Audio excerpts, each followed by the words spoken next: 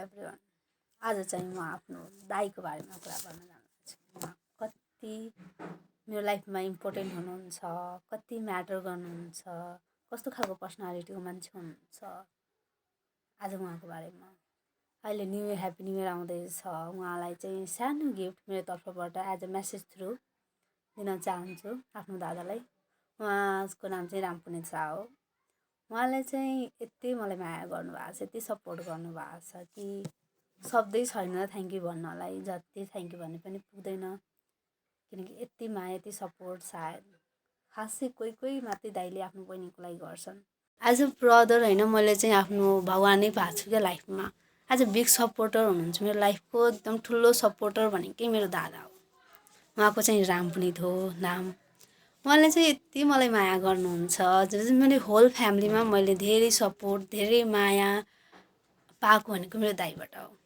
As a पुरुष भन्दा पनि मैले एउटा मैले आफ्नो ड्याडी भन्दा पनि मैले आफ्नो दाइबाट माया पाएको छु।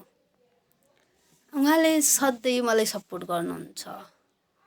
इभन म नराम्रो काम गर्छु त्यहाँ सम्झाउनुहुन्छ। मलाई केही चाहियो भने दादा मलाई यो चाहियो भन्दाखेरि कहिले नै भन्नुहुन्न। दादा मलाई यो क्लास गर्नु छ, मलाई यति पैसा पठाइदिनु। अझ उहाँले मोटिभेट गर्नुहुन्छ कि त यो क्लास गर, सेयर मार्केटको क्लासले राम्रो हुन्छ। उहाँ यो गर्नुहुन्न कि मैले मसँगै पैसा माग्छे, ड्याडीसँग माग्दिनँ यो। अनि मैले पढ्नुपर्छ, म यो क्लास किन भन्नु मलाई, यस्तो कहिल्यै सोच्नुहुन्न मेरो दाइ। मेरो दाइ मलाई लाग्छ मेरो लाइफको होइन, लाइफभरि के मेरो कस्तो, मैले के भन्नु, मेरो मसँग त शब्दै छैन होइन उहाँलाई के भन्नलाई पनि होइन। उहाँ यति राम्रो मान्छे हुनुहुन्छ अनि यति मलाई यति माया गर्नुहुन्छ। थ्याङ्क यू दादा सो मच यति मायाको लागि। उहाँ जहिले पनि मलाई पढाइमा क्यारियर के चुज गर्ने, के लिएर पढ्ने, सानैदेखि गाइड गर्नुभएको छ। यो पढ, यो तेरो लागि राम्रो, यो नराम्रो भनेर सधैँ पढाइको लागि। इभन म ट्युसन पढाउँथेँ होइन, क्लास 12देखि मैले स्टार्ट गरेको थिएँ ट्युसन पढाउन। तेरो पढाइ बिग्रिन्छ भनेर मैले ट्युसन छोडाउन लानुभयो। त्यतिखेर म खासै धेरै त कमाउँदिनँ थिएँ, 15-16 हजार कमाउँथेँ। तर उहाँले मलाई छोडाउनु भयो कि किनकि मेरो पढाइ बिग्रिन्छ। यो सोचेर होइन त कमाएर त आफै गर भनेर नै। तेरो पहिला राम्रो कम्प्लिट गर, त्यसपछि पैसा आफै आउँछ भन्नुहुन्छ। उहाँले सधैँ मलाई हुन्छ नि एकदम माया। मैले वर्ल्डकै बेस्ट दाइ पाएको छु लाइफमा। And thank you so much दाइ है, यति माया दिनलाई, यति सपोर्ट गर्नलाई मेरो लाइफमा। अनि साँच्ची भने यति कुरा हाम्रोमा सेयर हुन्छ, हामी एकदम फ्रेन्ड छौँ। अरू दिदी दाइ बहिनीलाई हेर्दाखेरि म त्यस्तो कोअर्डिनेसन तिनीहरूमा देख्दिनँ जति हाम्रोमा छ।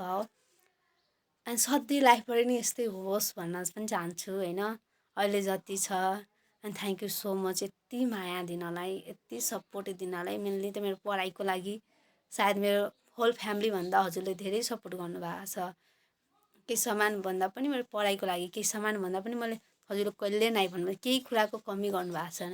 इभन खानाइ पिनाइ, पढाइ, केहीको लागि पनि, क्यारियरमा पनि यो पढ, यो राम्रो हुन्छ, यति सपोर्ट, यस्तो राम्रो दाइ। मैले त साँच्ची भगवानबाट साँच्ची एउटा ब्लेसिङ नै भएको छ कि मैले, किनकि यस्तो राम्रो दाइ पाएको छु हजुरलाई। म पहिला बुझ्दिनँ थिएँ, पहिला कराउँदाखेरि यसरी पढ यसरी गर्दा कति दाइले कराउनु हुँदो रहेछ जस्तो लाग्थ्यो। बिस्तारै बिस्तारै एज बढ्दा अहिले लाग्छ कि दाइले जे गर्नुभएको रहेछ त्यो त आखिर मेरै लागि, राम्रोको लागि गर्नुभएको छ नि जस्तो लाग्छ।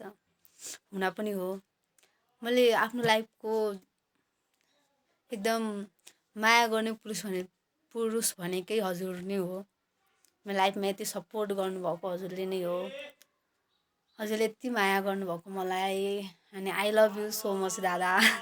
म पनि हजुरलाई धेरै माया गर्छु। केही सपोर्ट केही उसमा पऱ्यो भने म पनि हजुरलाई गर्ने कोसिस गर्छु। अनि यति मायाको लागि अनि ह्याप्पी न्यु इयर आउँदैछ। यो म्यासेज थ्रु हजुरको लागि एउटा सानो गिफ्ट मेरो तर्फबाट हजुरको लागि चाहिँ यो दिन चाहेँ। Thank you so much for loving me and supporting me in my career, in my education field. Thank you so much.